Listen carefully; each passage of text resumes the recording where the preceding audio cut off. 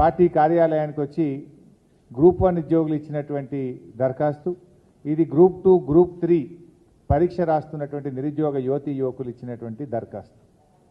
ఇవాళ వాళ్ళు 2-3 విషయాలు స్పష్టంగా చెప్తా ఉన్నారు.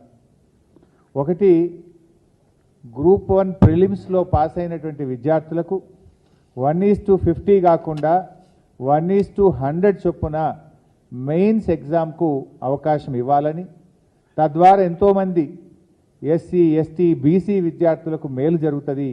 1:100 చొప్పున మరి మెయిన్స్ పరీక్షలకు అనుమతి ఇవ్వాలని చెప్పి ఈరోజు బీఆర్ఎస్ పార్టీ ఈ రాష్ట్రంలోని గ్రూప్ 1 పరీక్ష రాసిన విద్యార్థుల పక్షాన డిమాండ్ చేస్తూ ఉంది. ఆ రోజు ఇదే కాంగ్రెస్ పార్టీ మరి ప్రెస్ మీట్లు పెట్టి అశోక్ నగర్కి వెళ్ళి నిరుద్యోగ యువతీ యువకులతో సమావేశాలు పెట్టి మేము అధికారంలోకి వస్తే 1:100 చొప్పున మెయిన్స్ పరీక్ష రాయడానికి అవకాశం ఇస్తామని చెప్పారు. అంతేకాదు మీకు ఒక వీడియో కూడా చూపిస్తాను.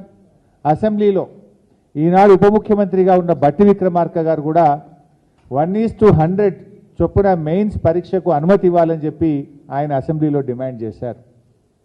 మరి ఆ రోజు అశోక్ నగర్కి వెళ్ళి మాట్లాడతారు, అసెంబ్లీలో మాట్లాడతారు. ఈరోజు అధికారంలోకి వస్తే ఎందుకు 1:100 అనుమతి ఇవ్వడం లేదు అని చెప్పి నేను అడుగుతా ఉన్నా. అంటే ప్రతిపక్షంలో ఒక మాట, అధికారంలోకి వస్తే ఇంకో మాట ఉంటుందా? ఎందుకు మీరు మాట తప్పుతా ఉన్నారు? ఆ యువత వచ్చి మీ కాళ్ళ వేళ్ళబడ్డా కూడా కనికరం లేదా మీకు? కనీసం స్పందించరా అని నేను అడుగుతా ఉన్నా.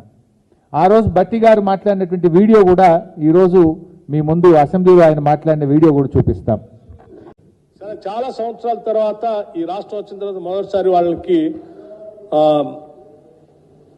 నోటిఫికేషన్ ఇచ్చారు అధ్యక్ష. 1:50 వాళ్ళ ఎలిజిబిలిటీ ఇచ్చారట. 1:50 కాకుండా 1:100 ఇస్తే కొంత ఎక్కువ మంది చాలా సంవత్సరాల నుంచి ప్రిపేర్ అవుతున్నారు కాబట్టి